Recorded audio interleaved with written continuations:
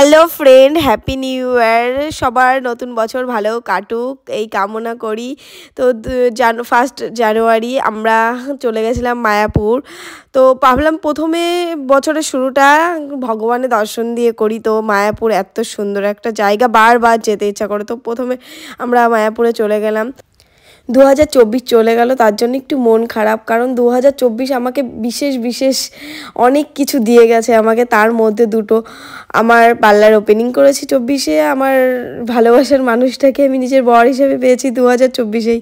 তো ওই জন্যই আমরা চলে যাচ্ছি ভগবানের কাছে। তো 25টাও আমাদের বা সবার যেন ভালো কাটে এই কামনা করতে। বগুড়া থেকে মায়াপুর বাইকেই চলে এলাম আমরা, এই ফার্স্ট টাইম বাইকে করে আসলাম। তো এই যে মায়াপুর মন্দির, এখন মন্দিরে ঢুকছি।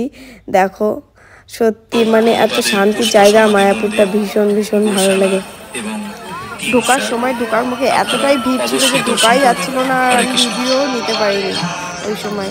এটা অনেক গর্বের বিষয় যে আমরা নদিয়ায় থাকি, আর নদিয়ায় এত বড় একটা ইসকন মন্দির আছে, এটা ভাবলেই খুব ভালো লাগে। ব্যবহার করুন এবং শ্রীধাম মায়াপুরকে পরিষ্কার পরিচ্ছন্ন রাখতে আমাদের সঙ্গে সহযোগিতা করুন। দেখো মন্দিরটা তোমাদের আমি একটুখানি ঘুরে দেখাচ্ছি।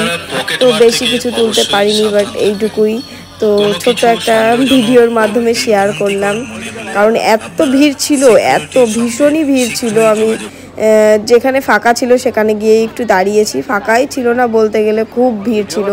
এখন এইখানে বসেছি, একটু ফাঁকা ছিল, বাট সব জায়গায় পরে গিয়ে এত ভিড় হয়ে গেছে, খুব মানে মায়াপুর গেছি অনেকবার, বাট এত ভিড় এই ফার্স্ট টাইমই দেখলাম। এতটা ভিড় কোথাও জায়গায় ছিল না বলতে গেলে। চারিদিকে শুধু ফুলের বাগান, এত ভালো লাগছিল।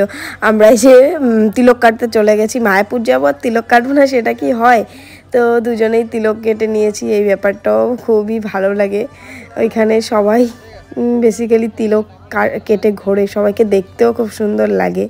তো বছরের শুরু 1 জানুয়ারিটা তো আমার খুবই ভালো কাটলো। তোমাদের কার কেমন কাটলো, কে কোথায় গেলে কি করলে সেটা আমাকে অবশ্যই জানিও। ওই ভিতরেই না বিরিয়ানি স্টল বসেছিল, তো আমরা আলু বিরিয়ানি নিয়ে নিয়েছি, খাবো এবার খাবার পালা। এরপরেই ঘটলো আমাদের সঙ্গে মিরাক্কেল। দেখো ভগবানের দর্শন পেয়ে গেছি বাইরে থেকে, এই ভিতরে না ঢুকেই। এতটা ভিড় ছিল, আমরা ভেবেছিলাম ভিতরে যাব না, তো তাড়াতাড়ি বেরিয়ে যাব। সন্ধ্যা আরতি না দেখলে তো এই ঠাকুর দেখা যায় না। তো ঠাকুর নিজেই আমাদের কাছে ধরা দিল। একটু মন খারাপ ছিল ভগবানের দর্শন পাবো না, তো সেটাও পূরণ হয়ে গেল। এই দিন এতটা ভিড় ছিল, ওই কারণে এই গেটটা খুলে দিয়েছে। এই গেটটা বন্ধই থাকে সব সময়, তো যা হয় ভালোর জন্যই হয়।